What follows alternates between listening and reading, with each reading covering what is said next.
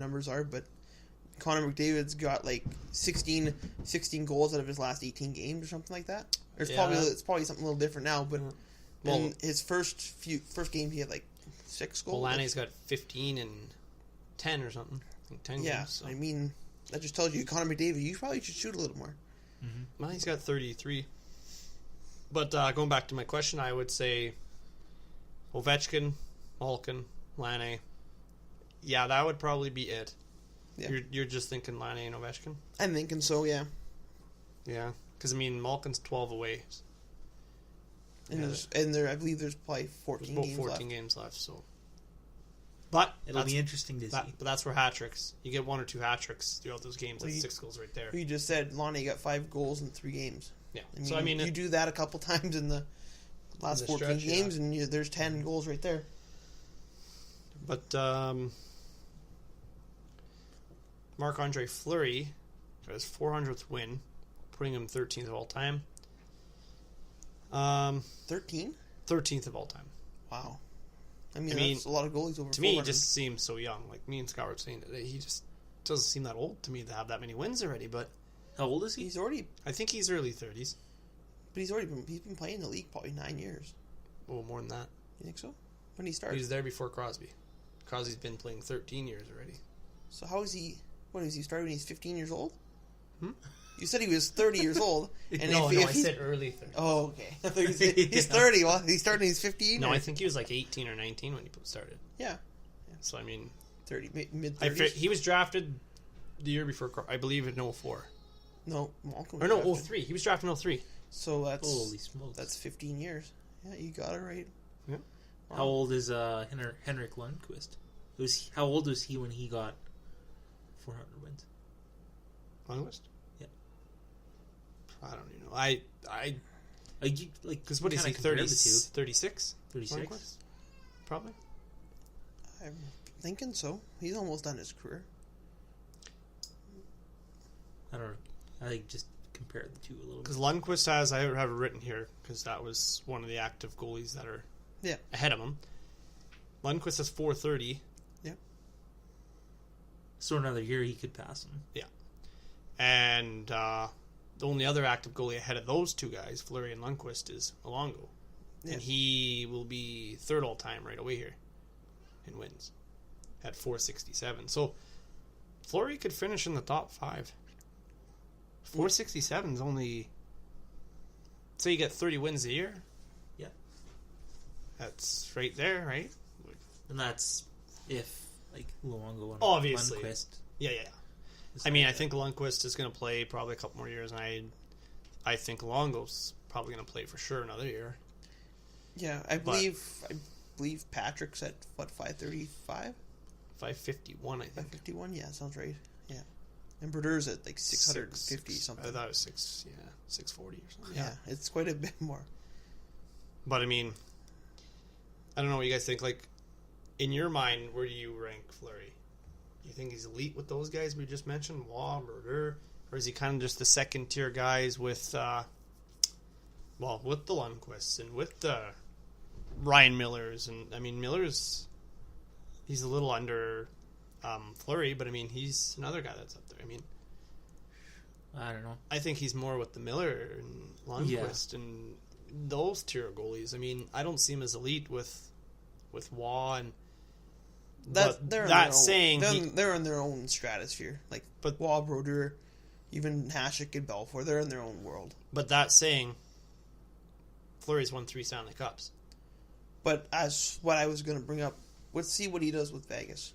Yeah, if he can do something special with Vegas, in the postseason, they were great as a team, but on paper they're not the greatest team. Do you understand what I'm saying? But do you understand? I understand what I'm getting at. But I mean, look at a guy like Cam Ward. Cam Ward hadn't had that successful of a career. No, outside the one cup. Outside the Conn Smythe Trophy. But he's been steady goalie. He's in the middle of the pack goalie. But because he won because of his playoff heroics one year, he's kind of made himself a name, right? Yeah. But I mean... But after that, he dropped off. Yeah, exactly. He was... Like I said, I'd say middle tier goalie. An average, your like average. He's not at the bottom. Starting goaltender. No means is he in the bottom, but no, he's not in the top, right? And there might only been a couple years he was in the top tier. Yeah, and that's about it, right? Like if I could recall, he might not have been up there, but I don't know, like. And like Fleury to me always seems so. I don't know. It was, his style is. Yeah. I mean, it's a lot. I guess not a lot like Hasek's, but it's kind of just all over the place too, right? Mm-hmm. Yeah, it's more of a hybrid style of a whatever you want to call it. But I don't know. Any other milestones or recent events? I don't think so. I mean, Coach Q came second in games. Coach. I knew there was another one. That's why. Yeah, but he's not catching Scotty. If I remember right, like my numbers aren't accurate, but I think Quenneville's at like 1,600 games or 1,700 games, something like that, and Scotty Bowman's at like 2,100 or almost 2,200. So that's a big gap. Yeah, but you got to think Scotty Bowman coached what in the 60s, 70s, 80s, 90s. I think he retired 2002 was his last cup, I believe. Like actually as a coach. I believe Detroit. I believe maybe I'm mistaken, but I believe it's like 11 Stanley Cups. Yeah. Well, as a coach, and then he's got a couple with Chicago as an advisor or whatever he does there. But with his son. That's just crazy. Like, yeah. He'd have three with Chicago. Yeah, so I mean, he's up there in the most rings because I believe it's Beliveau. He's got like 14, right? Nope. Because I know Henri has 11. Oh yeah, as a player, but Beliveau has like 14, I think. Yeah. As a player, Henry Richard's got 11. Yeah, which is most as an active player, but as everyone all together, Beliveau's. Which is funny because Henry Richard wasn't the greatest player on that team at all. He just happened to be on good teams and good sets of teams. The Rockets' brother. Yeah. I mean, I think he was a pretty decent player. No, he's a good player. Different kind of player, though. Yeah. But exactly. And Scott informed me just before the show that Hendrik Sedin only has 2 goals this year. Yeah. And how many? It kind of blew me out of the water. Yeah. I was like, he had to even double check the stats but I mean, that's crazy. 2 goals. It's like, who's getting all the goals? Van Berchi? Bo Horvat? Well, obviously Besser. Brock Besser? And I think like half those, or the majority of those assists are secondary. Oh, yeah. Okay. So we ain't setting he's still going to finish with like 50-some points and only have like 2, maybe a couple more goals maybe at the end of the year. But I mean, that's crazy. That's weird. I think those guys got one more year. No, I think they're done at this year. Well, not retiring. But I think they'll re-sign if Vancouver can get them to sign a cheap deal. Sounds like they'll sign in Vancouver if I think it's a 1 more year. It'll probably be 1 year at a time. Yeah. For probably $2,000 $2 million a year or $3 million, whatever, right? Year by year. They can't be spending $7 million on these guys. They got Horvat and Besser and future to think about. And if they get Deline, which Vancouver, hopefully. Well, they have a good chance. I mean, like we said last week, Barchi's out, Ericsson's out, Besser's out. Like, how many? Yeah, exactly. Speaking of another guy who's out, Shea Weber's shut down for the year. 6 months, he's out. Yep. Oh, foot surgery or something. Yeah. So, another Montreal Canadian out? This is a little off topic. I mean, it relates to Weber, but they should never have traded. Subban. Sorry. I got to throw that in there. Let's look back at the trade that was, right? Montreal should have kept Subban. Yeah. You got he's younger. But let me throw... I'd say he's faster. Let me throw a scenario at you. You're a random name. You say Gallagher or Pacioretty or whoever has a problem with PK. You're going to get rid of your captain. You're going to get rid of one of your top forwards over him. Oh, yeah. I'd trade Pacioretty or Gallagher over Subban any day. But the return for those guys isn't going to be as high as the return for But PK. it's funny how that works now because they were shopping Pacioretty.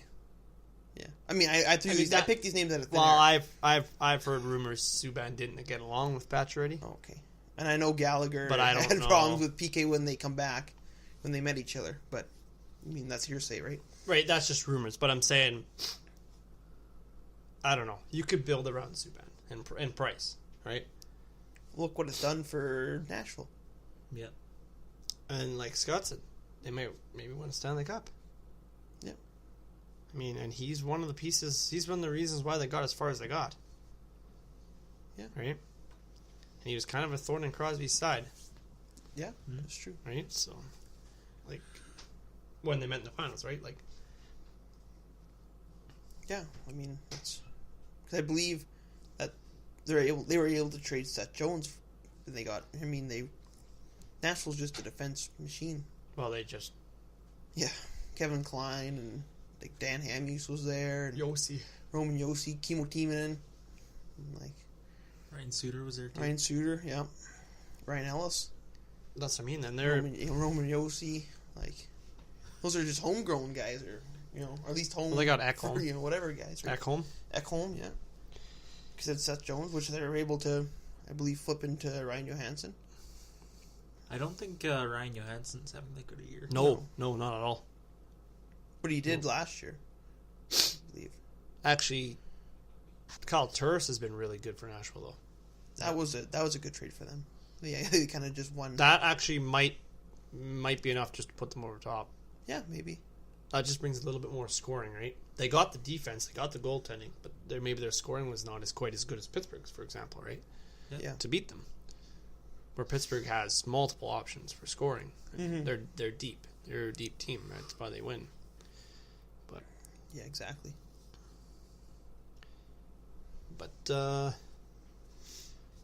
What else is here in the news? In the Well, Paul Stastny was a scratch tonight. Oh, really? Healthy? It just said late scratch. It didn't say healthy or not. He had 2 goals, 6 assists in 8 games. With would it already be 8 games? 7 games, you said. 7. Yeah, 7. So 8 points in 7 games. So maybe he had the flu. And he got replaced by Sean Mathias. Good point. Maybe he had the flu. Maybe didn't feel good. But it's a little weird It's that weird how you take the warm up. it's a little weird that unless he wasn't feeling good beforehand, and he said I'll see how I feel after the warm up, and the coach is like, well, we'll have Mathias ready just in case. Yeah. Okay, you don't feel good. Okay, Sean, you're in. It could be that. It could be a strain or something, right? Where he thought, okay, I'll do a couple laps on the ice, and he kind of feel it out, and then either his knee didn't feel good or his whatever. I mean, didn't feel good. It's our job to look into it, kind of speculate all you want, but you wouldn't make a guy who's got 8 points in 7 games. Well, scratch. And you sit out, like you're sitting Stastny out. So like you said, 8 points. Yeah. No offense to Sean Mathias, but a guy that just come off IR, Yeah, exactly. and a guy that's not going to put up points like Stastny, obviously. Has been, yeah, exactly. So, I don't know, I seen that and I'd look at it twice and I'm like, oh man, he's already getting scratched? Like, I was kind of scratching my head a little bit, right? Yeah, and your guy there, Austin Matthews, is day-to-day. And he's back practicing. Yeah. In a no-contact jersey, so hopefully nice. nobody hits him. Komarov comes around. Oh, Yeah. That's why there's jerseys. Yeah. Otherwise, guys like that will hit them. They won't even think Well, you twice. seen what happened with Clark MacArthur. Bobby Ryan ended up fighting that one young guy. Yeah. Yeah. Which is crazy. Hopefully you don't have any colorblind guys in your team. Is that red?